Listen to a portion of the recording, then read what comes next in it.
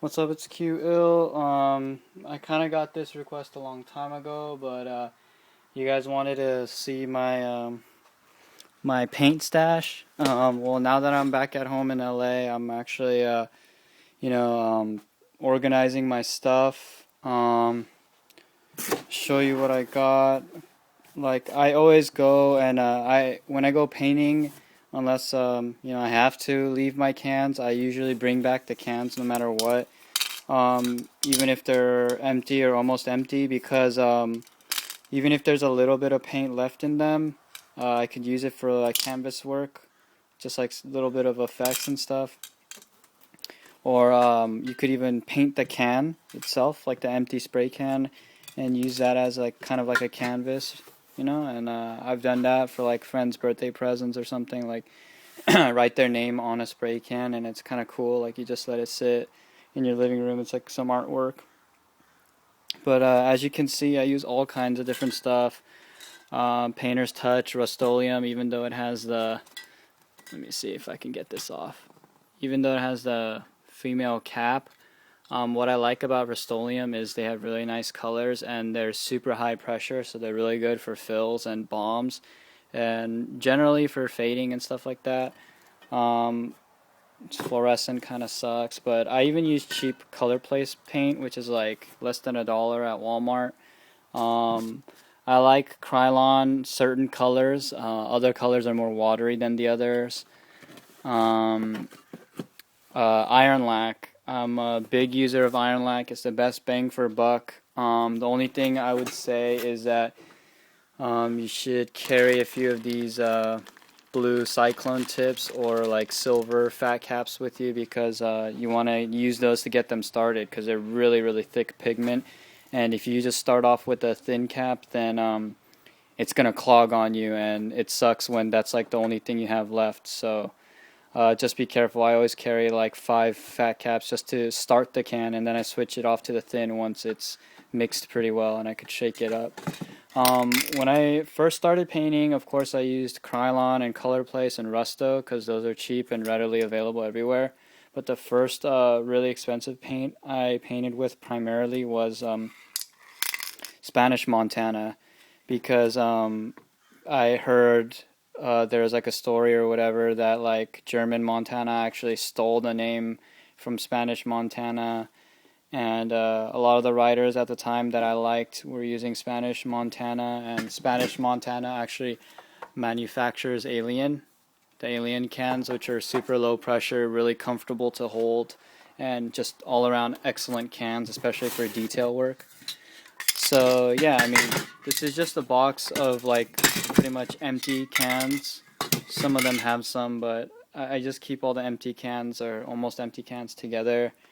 I carry a backpack when I go out, usually a big hiking backpack or a skating backpack, so I can carry caps in different pockets, water, definitely take a lot of water.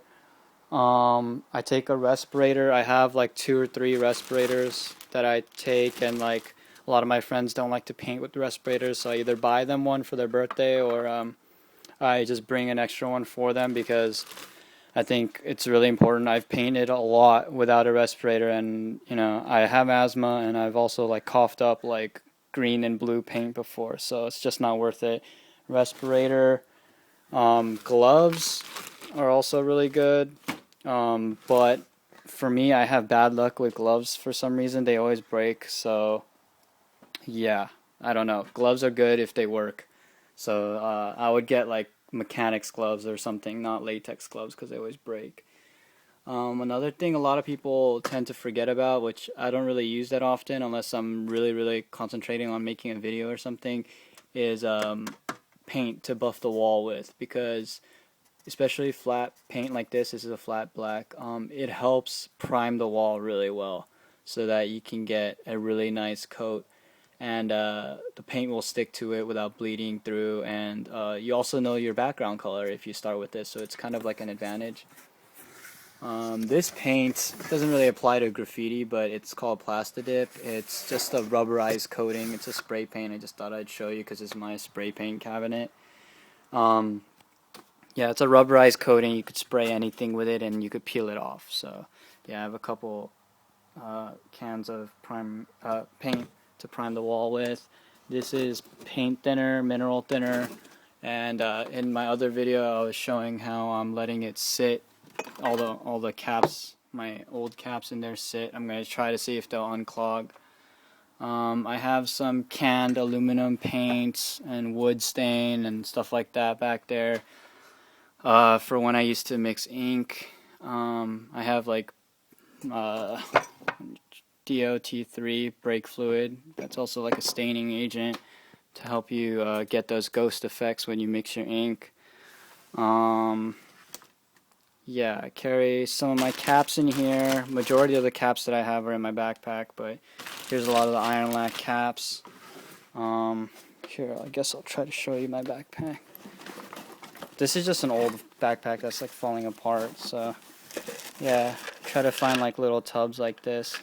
Keep all my caps organized, but you know, something I've realized recently, because I've done a lot of painting recently, is that caps are really kind of, it's actually, it hurts you more than helps you, I think, because for me, when I started off on a wall, I bought like all the different kind of caps as like humanly possible. And it ended up confusing me more when I got to the wall and I started focusing on what kind of cap do I need to get this line, rather than just focusing on trying to get a straight line and cutting back with the cap. So now all I use is 2 caps. Sometimes I even just use 1 cap for my whole piece. And yeah, it's just really not worth it. From now on, I'm going to carry a 1 fat cap that'll give me like big lines for fills and like flares and stuff, and then 1 outline cap, like a New York fat or just a normal German outline, I guess. So I organize not really by color, because I like to sample all different kinds of colors, so I don't really have that many doubles anymore. I used to, and when I buy paint, I try to get at least 2 at a time, so I have 1 to use and 1 to save. And if I really like that, then I'll go back and buy another one. But yeah, these are all my kind of, I guess, lower quality paints. My Rustos, my Krylon, my Colorplace, and random. Here's a few Montanas and Ironlak, but these are used. And this shelf, rather than this, is my premium paint. These aren't my collector's cans. I have a few collector's cans like this, but they're mostly sitting in my room. But yeah, these are all Ironlaks. Yeah, so I'll just show you what colors I have. And I got the big Pose Sushi over there because it's really hard to find in stock. So I just bought the big one because I really like that color. It's my favorite purple. And Pose is a really dope artist, so it's kind of good branding.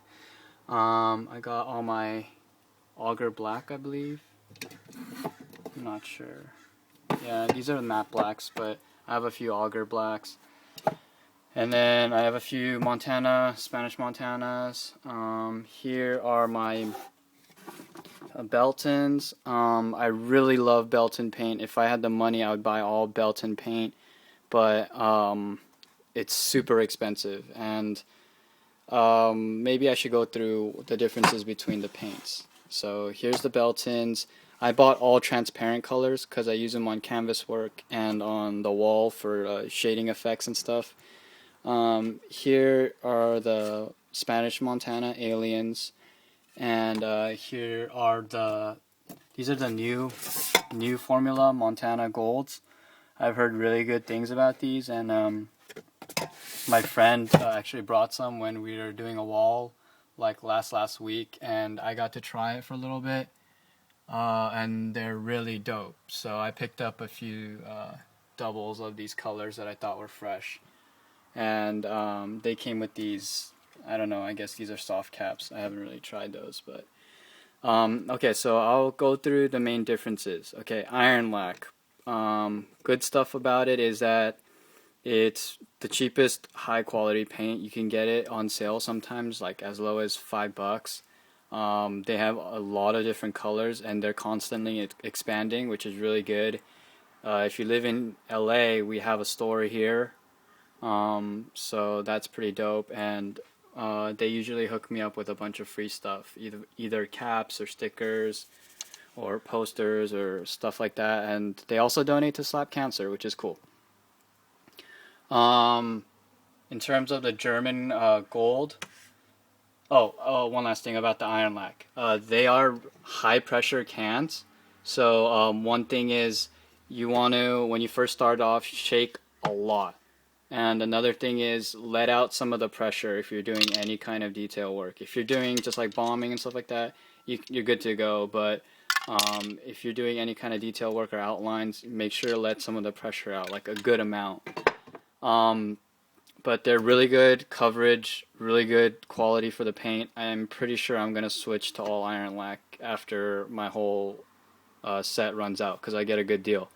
But like I said, carry some fat caps, at least one of these caps or bigger to get them started. Spanish Montana, great paint, just not as expensive as German Montana, but it's just a classic and also a name brand. They also make these alien cans, which have one of the best stock caps ever. They're really dope. Yeah, I would say just really good value again, but more expensive than the Ironlak, and yeah, it's just tried and true. One can I should mention is, let me see if I could find one.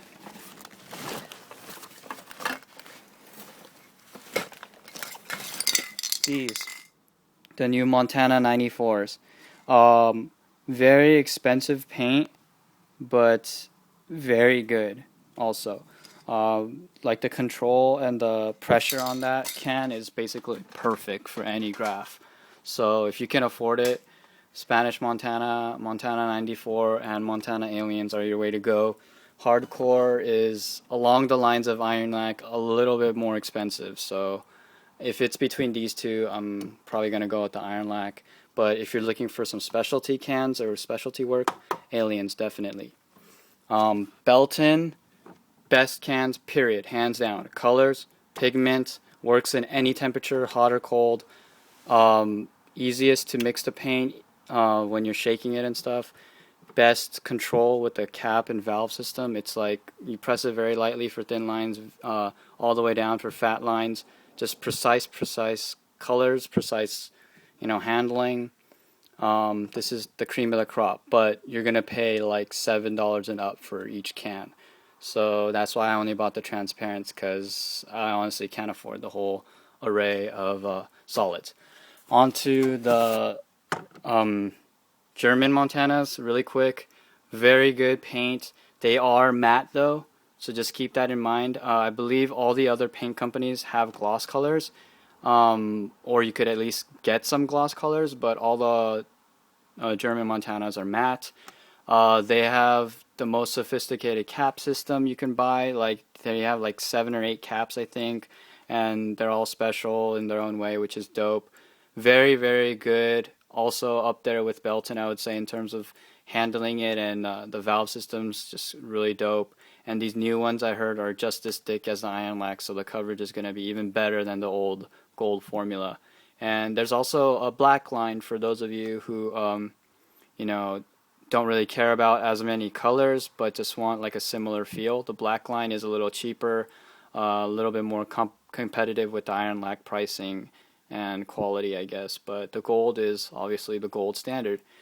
So yeah, that's my quick review. Let me know if you guys have any questions. And yeah, that's all my cans that I work with, plus the ones in my backpack. So now you guys know how I roll. Peace. Kyu1ll.